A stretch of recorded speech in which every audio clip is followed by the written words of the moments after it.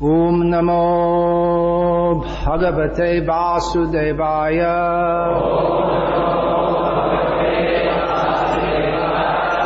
Om Namo Bhagavate Vasudevaya.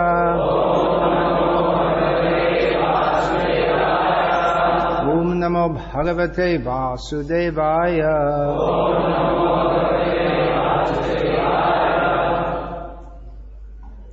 Bhuta Sargas Tritiyastu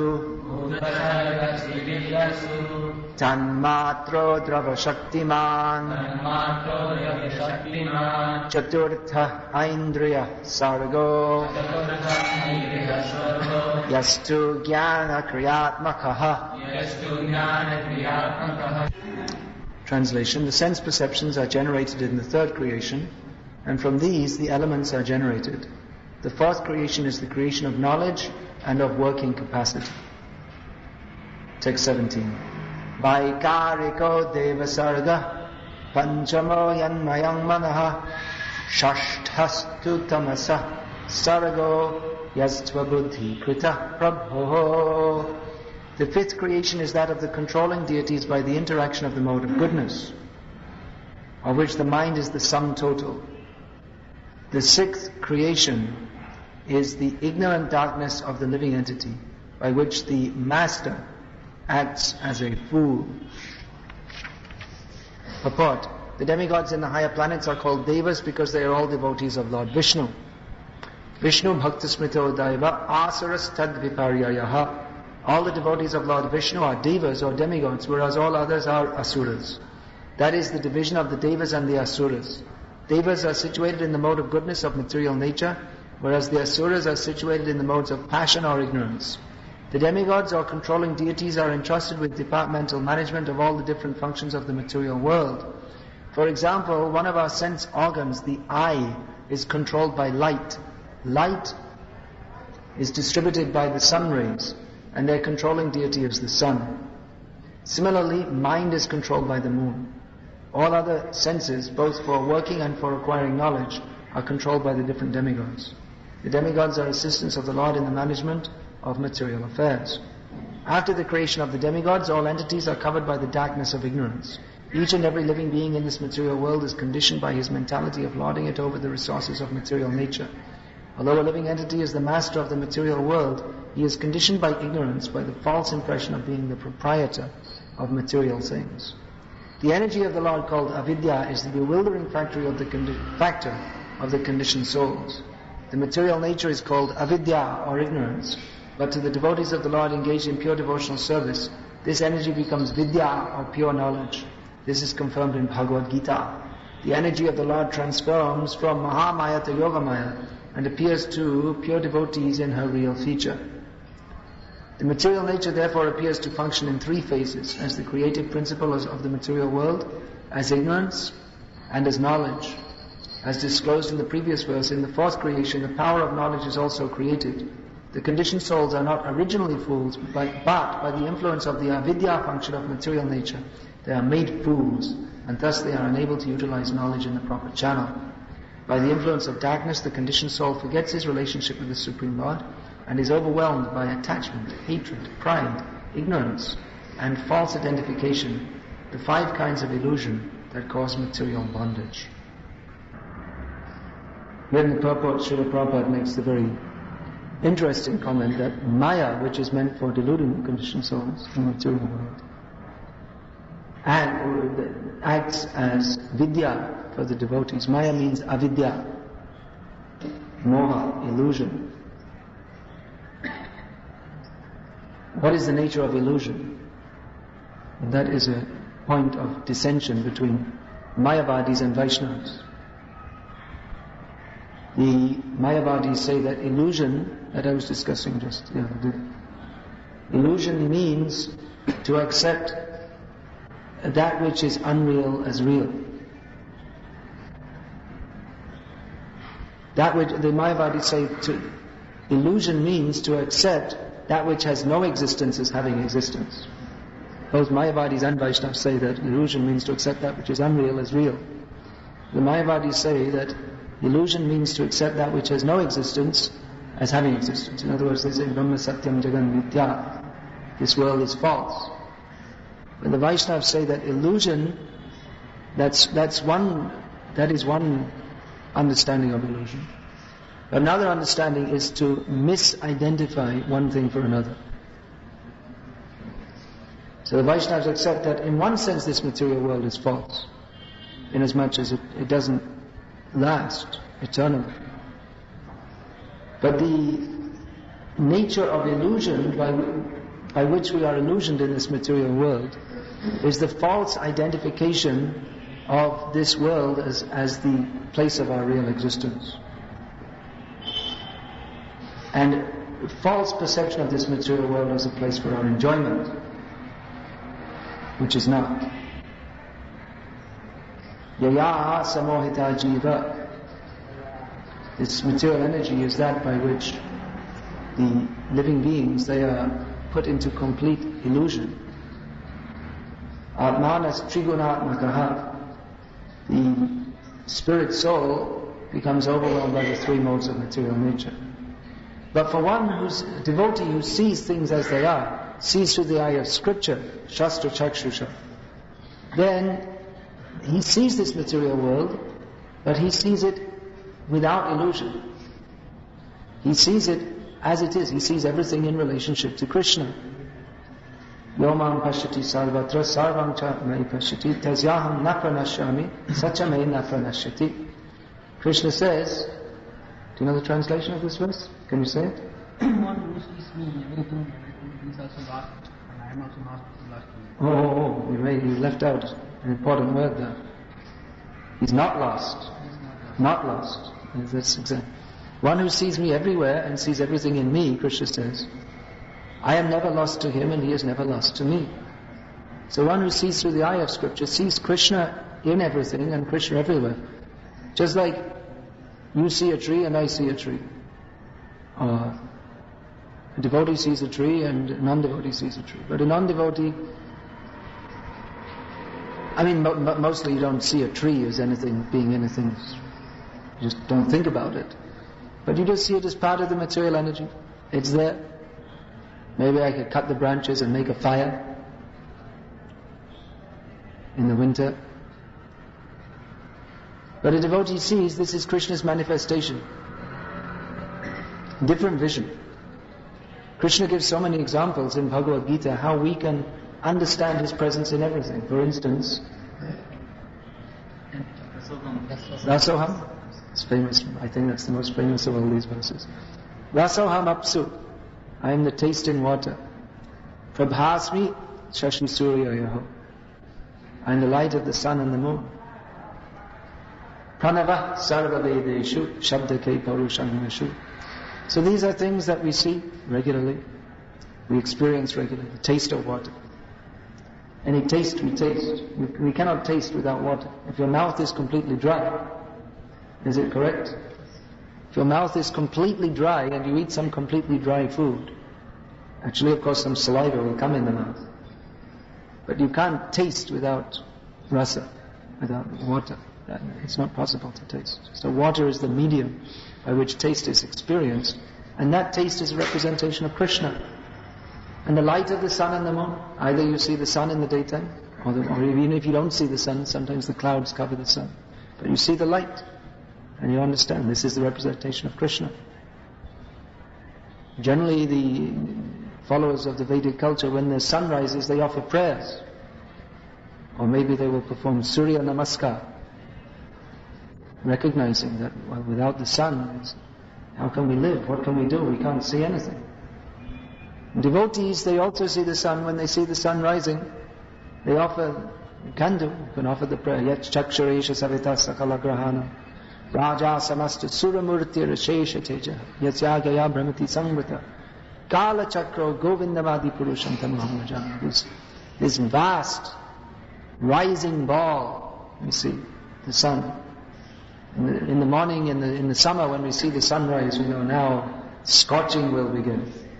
Such fiery power, which the sun has been giving out since time immemorial.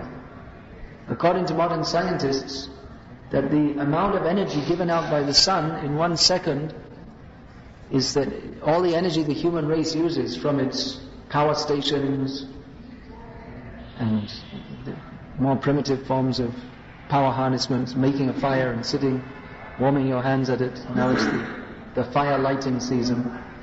So the human race, 1 second of the sun's power would be enough at the present rate of power consumption to last the human race for billions of years.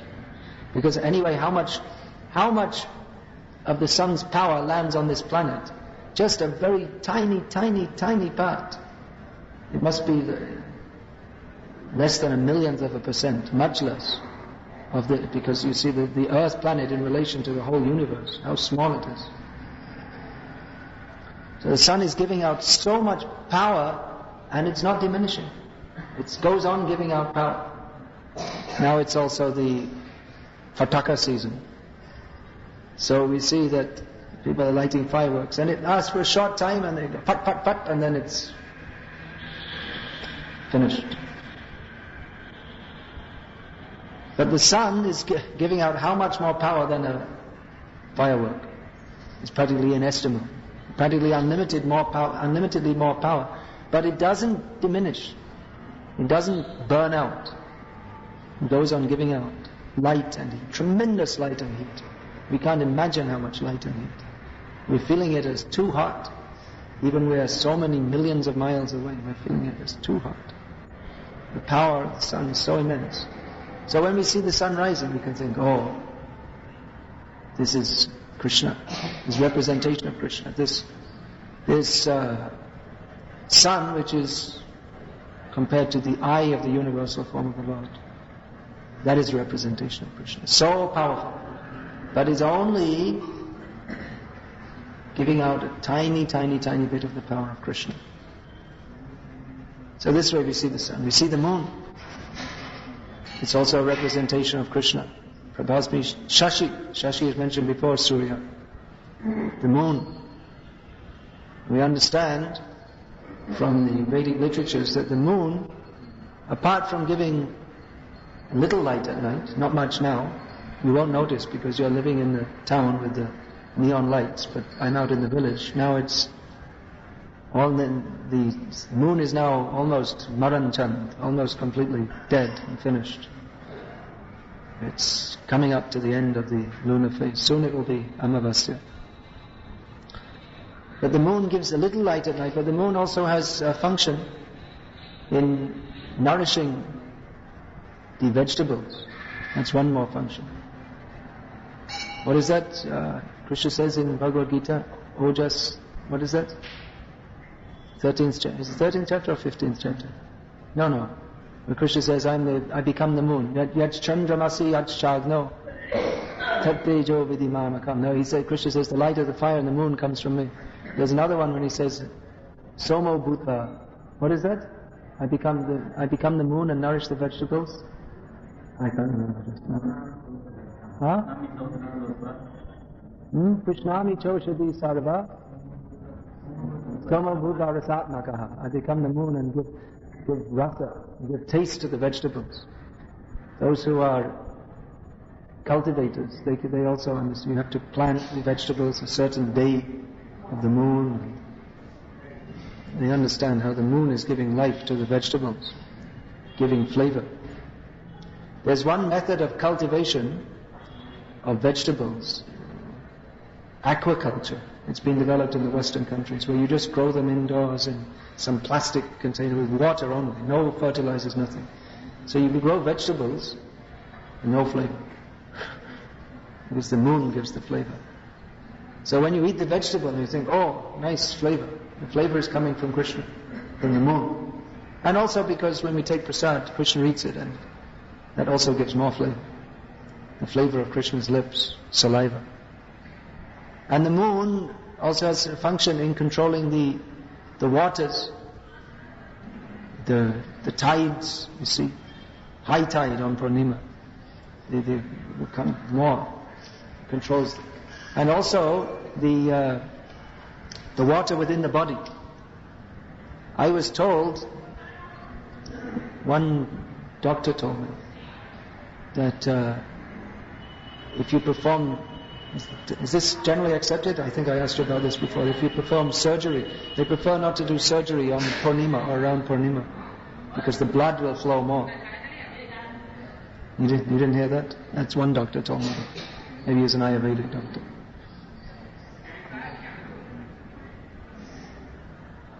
So the devotee, he understands so many things. From studying Shastra, you can understand so many things. And you can see everything in relationship with Krishna. And by getting this knowledge from Shastra, one gets Vidya. Ved means Vidya, knowledge. And then you can see everything in relationship to Krishna. Just like when you see the moon is now diminished. Why is that? Why is the moon becoming like that? And then we see that,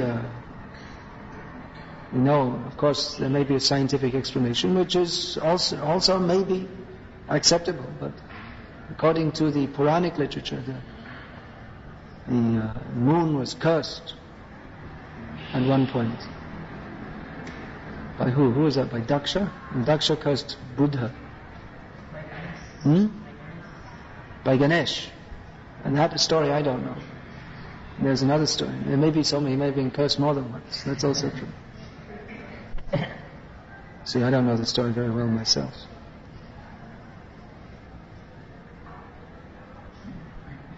Then he got again benediction from Lord Shiva that he could again come back to life. Therefore we have Somnath. So everything we can see by studying Shastra. We'll see everything in this material world in relationship with Krishna. If we study Shastra from devotees, if we hear from non-devotees, then the same knowledge will turn into Maya. Just see. By studying Shastra from devotees, then we come to the platform of Vidya. Because this Shastra is Vidya, is actual knowledge. But if we hear Shastra, if we take... You see the point? We're in ignorance, and if we study Shastra from devotees, we come to the position of knowledge. But if we study Shastra from non-devotees, then that which is knowledge will become Maya. So by hearing from devotees, Maya becomes transformed into Vidya. But by hearing from non-devotees, Vidya becomes transformed into Maya. By hearing from non-devotees, we will increase our Maya. Instead of just being in Maya, just playing in Maya, we'll think, I am God. And that's more Maya. That's worse Maya. Of course, everyone is thinking like that, even directly or indirectly. But if we hear from Mayavadis, then they will apparently philosophically rationalize that we are actually all God. You are God, but you forgot. Immediately you should say, well, how do I forget? What made me forget? That means there's something stronger than me. And then we'll say, oh yes, but that's just your Leela. And Leela, then why should I escape from it anyway? Why should I? What is this Leela? Sometimes becoming a pig. It's my Leela, I have to go to work and work like an ass to earn 3,000 rupees a month. That's my Leela. I have a toothache. It's so painful. That's Leela. There's so many wrong ideas. They'll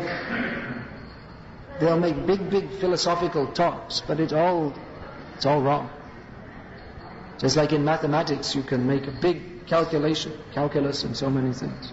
But if you make a simple arithmetical mistake, then it will all come out wrong. It means you may be good intellectually, you may be good at mathematics, but you didn't understand some basic points. If in the course of your calculation you say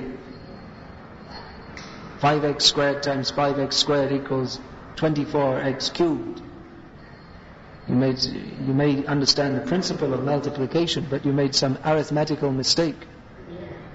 So the whole calculation comes out wrong. So similarly, one may be intellectually proficient in juggling philosophical concepts, but if you make some basic mistakes, then the whole calculation will be wrong. The whole philosophy will be wrong. And we see that there are many people who are very deeply intellectual, but they make basic mistakes. Mostly they make in modern way of life. They mostly make the basic mistake of not understanding that we're not the body. And we'll find many people, they even discuss about Krishna Lila and Bhagavatam and philosophy and Bhagavatam and all these things, but they haven't clearly understood that we're not the body. And therefore they'll make so many mistakes. They'll misunderstand Krishna to be immoral, or they'll take Krishna to be an agent for our enjoyment on the material platform, because they haven't understood the basic point that we're not the body. Even we see people, they take up chanting Hare Krishna maybe out of some piety, or they want peace, but they don't advance because they haven't understood the basic point that we're not the body, and this material world is not a place of our enjoyment. That's why we see Prabhupada was all the time emphasizing, you're not the body, you're not the body, you're not the body, you're not the body. Sometimes devotees say, well, we already understood that. Why don't we talk about something else? But we didn't understand. Otherwise, why are we falling down? We already understood. That's boring. I don't want to hear that anymore. We should hear, we're not the body. It's very important to continuously hear that we're not the body. Otherwise, we may go up in we may develop so much theoretical philosophical knowledge. And I've seen even many devotees who have good knowledge of Shastra. You can ask them so many things, they'll give so many answers, they know so many verses, and even philosophy they're theoretically good at, but they've missed. In their practical life you can see that they haven't understood they're not the body, they're not controlling their senses, they're not even trying to control their senses. They may even invent some philosophy that you don't have to control your senses. So how Maya becomes Vidya? And we have to take shelter of Krishna.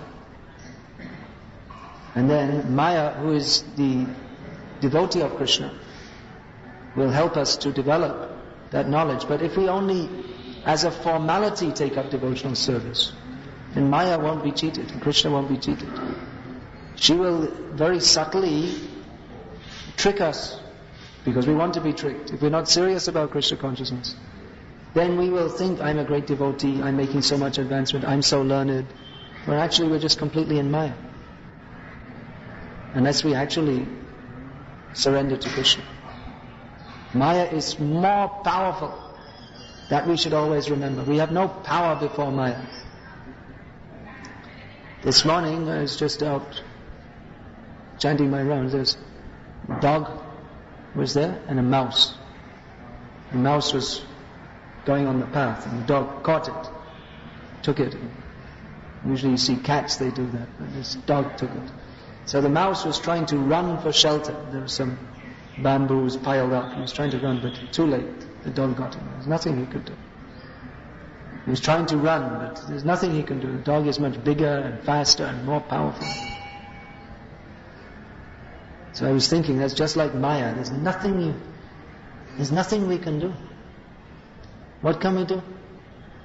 Maya is so much more powerful than us. The only thing is, if we take shelter of Krishna, then we can be delivered. If I had chased the dog away and bent down and picked up the mouse and put it in a safe place, then we would have been safe, because at least in some respects I'm more powerful than the dog. I didn't do so. I didn't see it till it was caught. And maybe I wouldn't. Should we or shouldn't we? That's another question.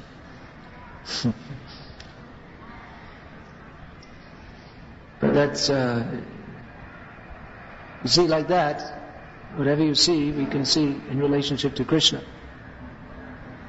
I was thinking, that's just like Maya.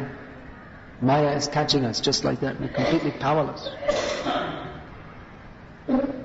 Prabhupada often used to quote, sometimes he used to quote, Tulsidas in his Ramcharitmanas.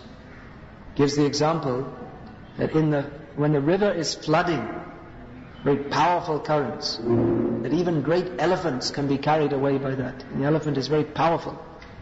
But if the river is in spate, you know that term? River in spate. It means when it's flooding and it's rushing very powerfully.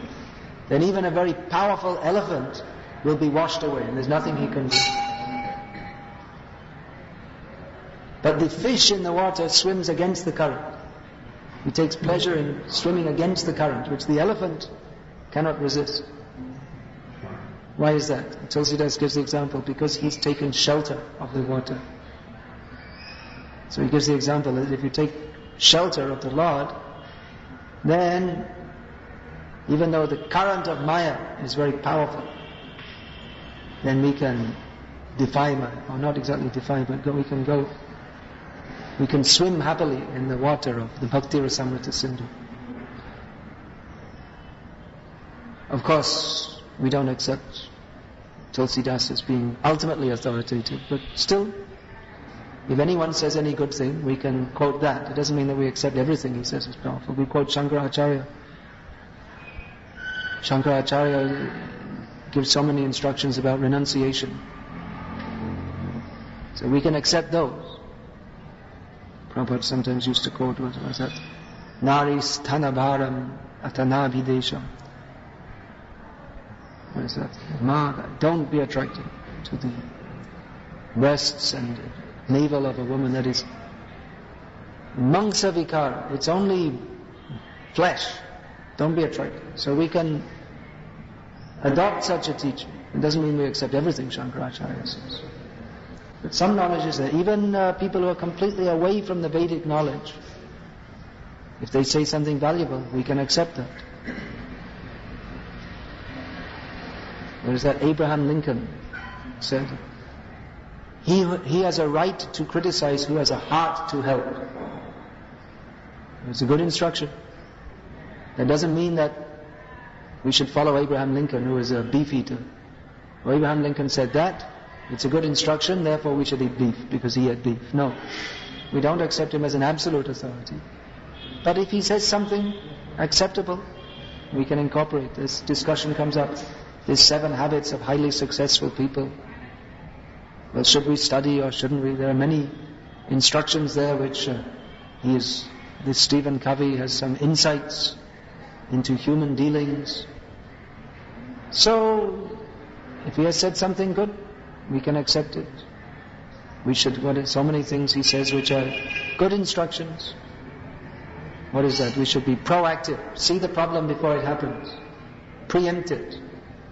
It's a good instruction. First, seek to understand before you seek to be understood. So it's alright, but seek to understand means we should understand through the Vedic literatures. Not that we have to listen to any nonsense that anyone says. Still, we have to see, when we are preaching, we have to see what is the mentality of the person and address it in such a manner. We see Prabhupada when he first went to America. Actually, in the beginning, he didn't preach so much. When he went to New York, he said he used to ride around on the subway. Subway means the underground train.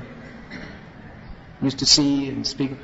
And gradually he assessed the local mentality and he started preaching. But even then, doesn't mean he compromised with the local mentality. There's one story given in the Prabhupada Lilamrita that when Prabhupada was in the very early days, he was preaching in New York City, in the storefront, tiny storefront. And one day a local rock band came to listen to his lecture, called the Fugs or something, I don't know, some funny name. And their music was all very, their lyrics were very gross about having sex and all this kind of thing. So on that day, Prabhupada lectured very strongly about how one should not be entangled in sex life, and the Fugs never came back again, or whatever the name of the group was. And also the question comes up that you would come in, all the hippies would be there with all their beads and bangles, all dirty old jeans, and he would come in with his suit, like this. He asked a question very politely of Prabhupada that after some time he said, well, I can't really understand, you're saying about how there should be restriction on sex, but isn't sex an expression of love between a man and a woman? That's a very common idea in the Western world, which is also now being promoted in India. And it's all feeling and no responsibility. So when the feeling goes away, then the husband goes away. When they don't feel anymore, Oh, I love you, now I don't love you. Okay. Like tissue paper. Now I want to use it, now I finished. Throw it away. Finished. No responsibility. So, this Prabhupada, he didn't accept that. He said, no. Love in this material world is simply a cause of bondage. Similarly, that Vietnam War, Prabhupada was preaching about Krishna and Arjuna on the battlefield, how Krishna is telling Arjuna, you have to fight. It wasn't very popular at the time because most of the hippies, they were against America's involvement in the Vietnam War because it meant the men would all have to go away and get shot dead, most of them. And they wanted to enjoy. And the women also wanted to enjoy. And how can you enjoy if there's no boyfriend? So, of course, they got a solution to that now also. Hare Krishna. You won't mention it here. So they wanted peace for sense gratification.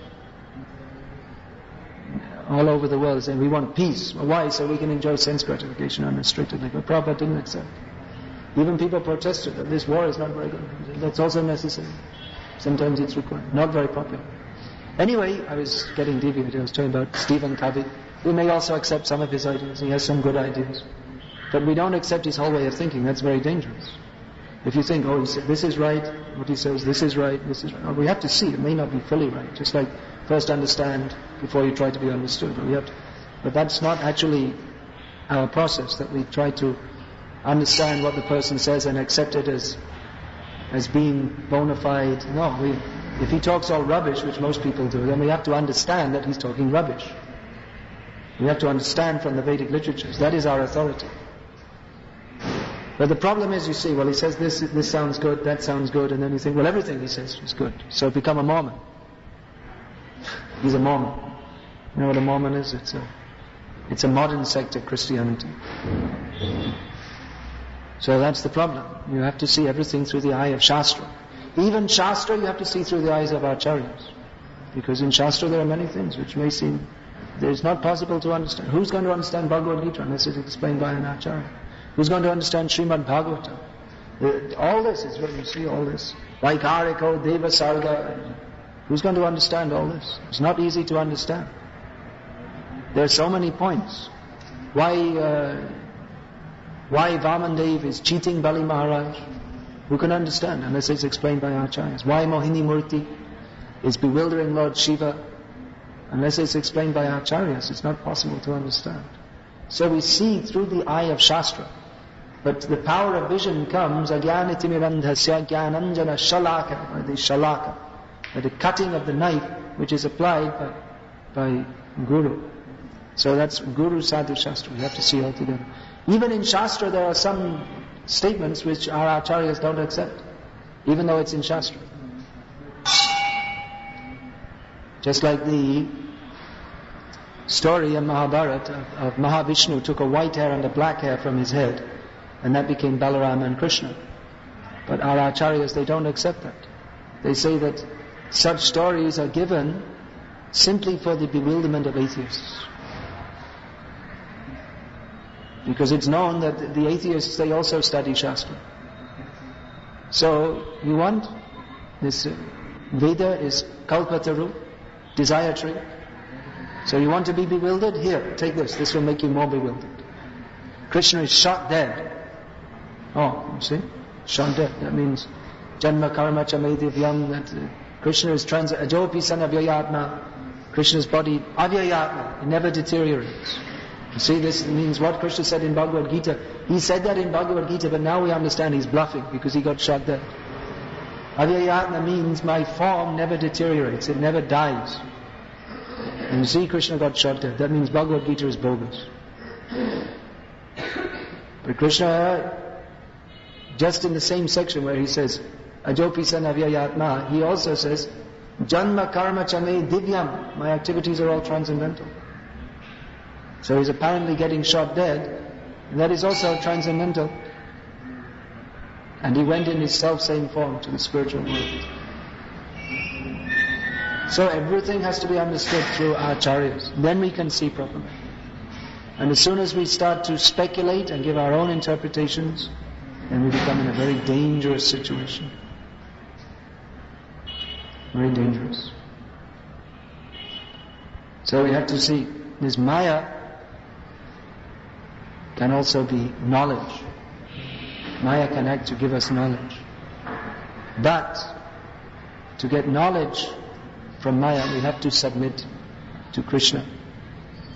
If we submit ourselves to Maya, then Maya will confuse us. But if we can submit ourselves to Krishna, then Maya will help us to come to Krishna.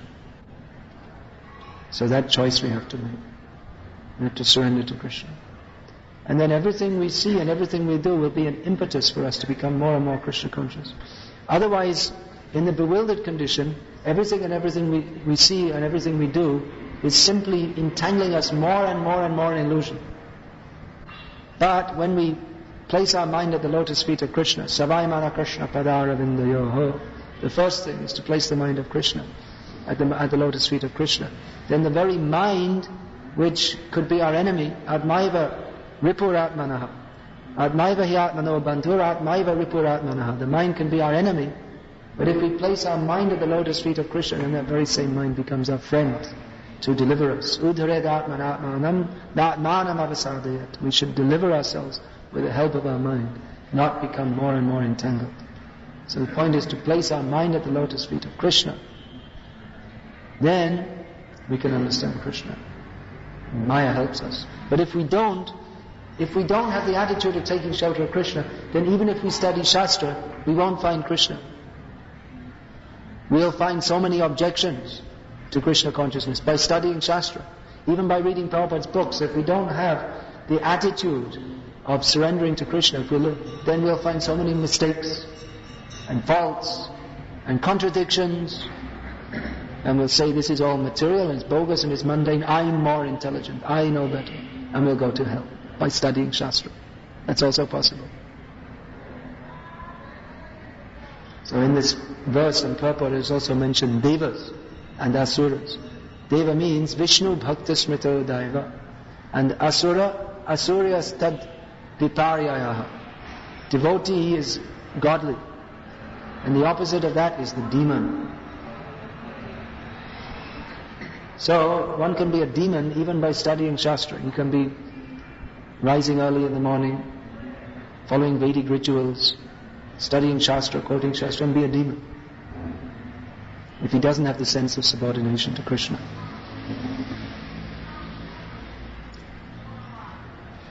Hare Krishna. Is there any question? Sometimes the acharyas have been told they can,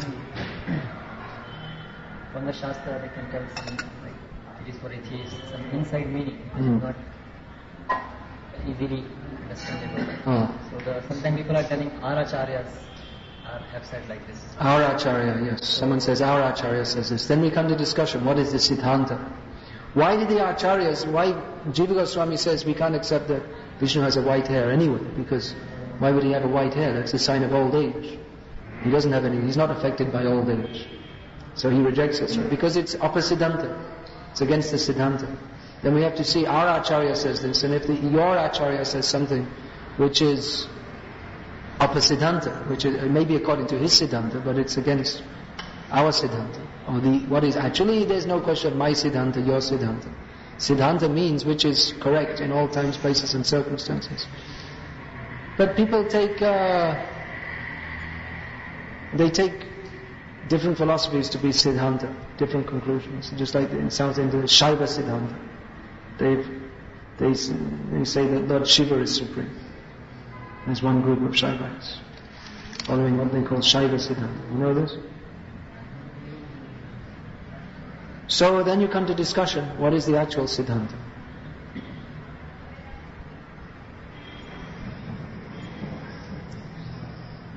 Of course, among Vaishnavas there may be different perspectives also. Even then, there may be discussion. And the highest teaching is that of Chaitanya Mahaprabhu. He told that some people, really they are well read in Shastra. Just like in South India, recently I saw one person, he is well read in Prabhupada fruits also. Simultaneously, he is well read in the Saiva Siddhanta books also. In one sense, again, appreciate really they have taken the interest in understanding the God. But when you begin to speak with him, we are able to understand him, they are not able to come to any conclusion. And they actually, the real Prabhupada's book, he has written in an approach, it is also one of the approach. It may be also having from the same guy that he is arguing.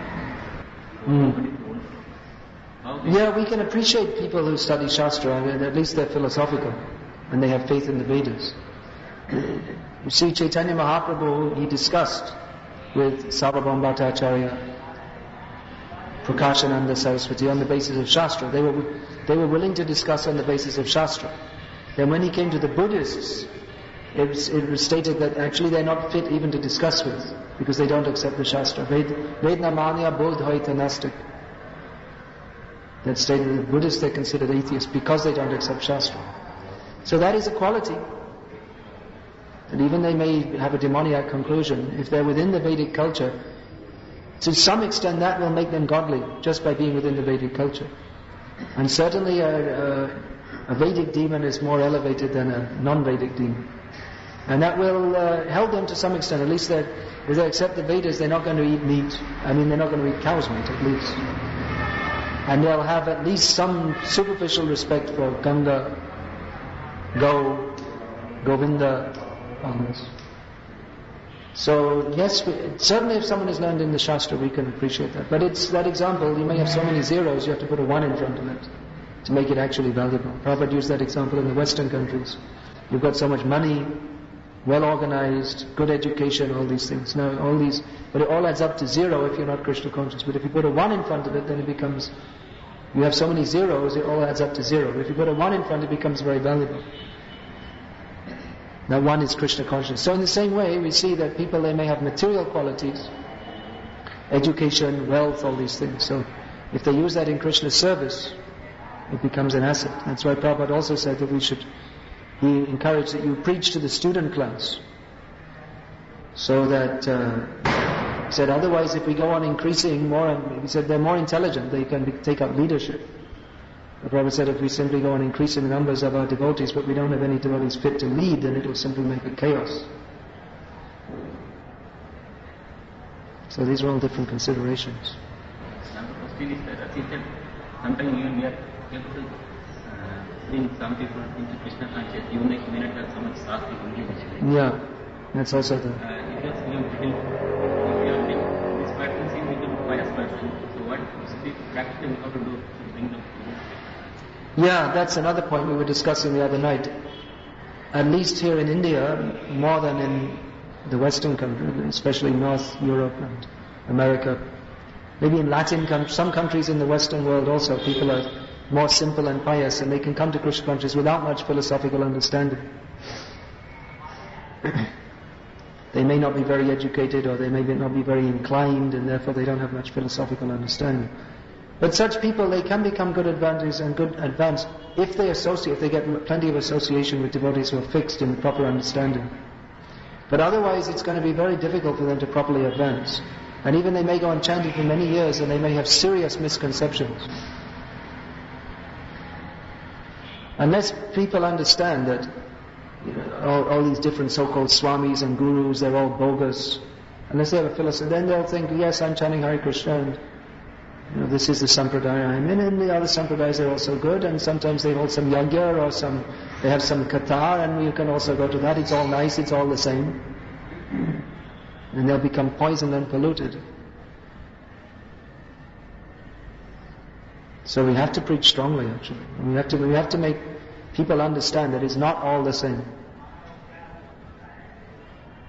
It's not that here in Krishna consciousness we're preaching one thing and someone else is preaching something else and it's all the same. No.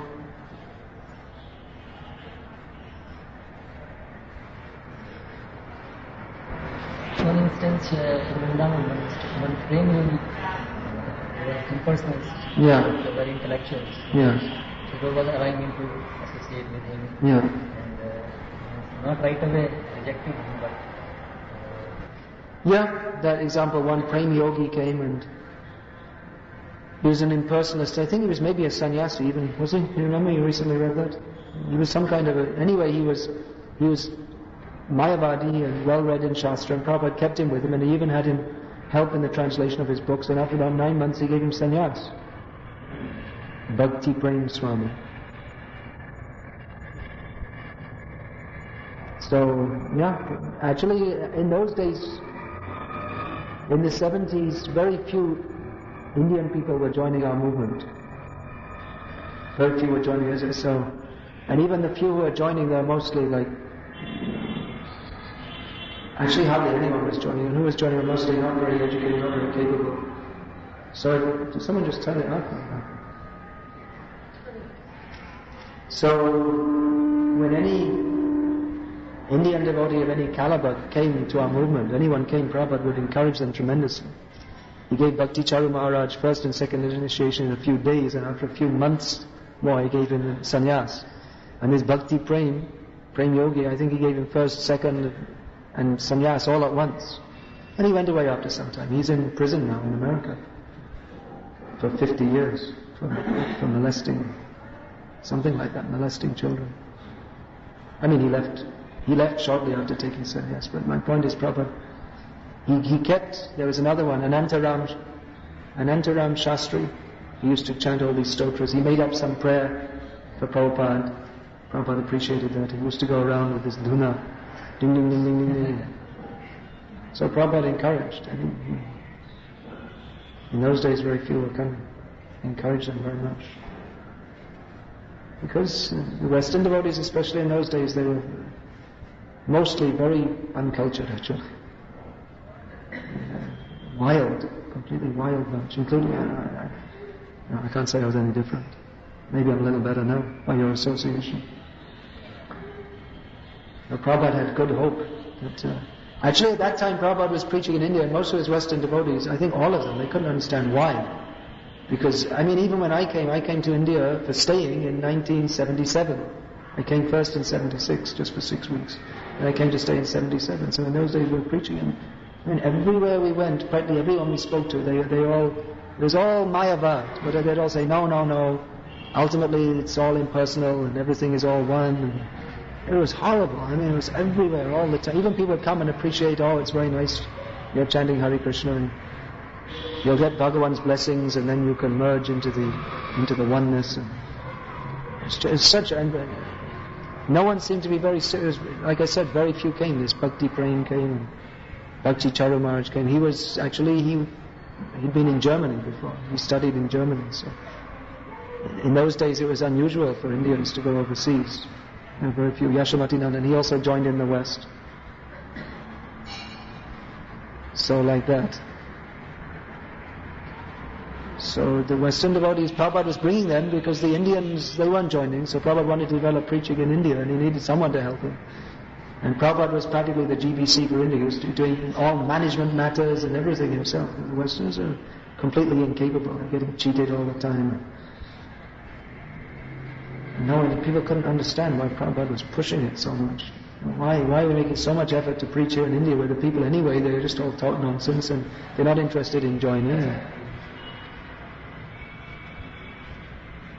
But Prabhupada had the vision. I think it was that once after a program, Hari Shori Prabhu, he mentioned how he had some vision. He said, there's a program and people are appreciating very much, and many people are chanting Hare Krishna. Hari Shori said something like, to Prabhupada, something like, now I can appreciate why you're putting so much effort into India. He said, I can understand, actually it's the most important place in the world. And Prabhupada says, it's not the most important place in the world, it's the most important place in the whole universe. That's there in Shastra. That even the demigods, they want to take birth in Bharat Bhumi because it's a better opportunity for becoming Krishna conscious. Of course, I don't know how long that's going to last. Because nowadays, still there's that basic piety is there. Something is there. Still. But as far as any culture, even basic cultural training is concerned, I mean, you were saying your mother told you to eat with your right hand. I mean, there's plenty of other things too, but I mean, something. But the next generation, they won't be teaching their children that. They don't do. They don't know. They don't care. They have no knowledge. So much. Most of the Indian people, they've lost their culture. Especially on this side. Even at that time, Paschima Lok Shab Mura Anacha. That's mentioned in Chaitanya Charitamrita. On the western side of India, they're all Mura and Anacha. They don't know what is Sadacha. So even that was It must have been better 500 years ago, but that was written in Chaitanya Charitamrita.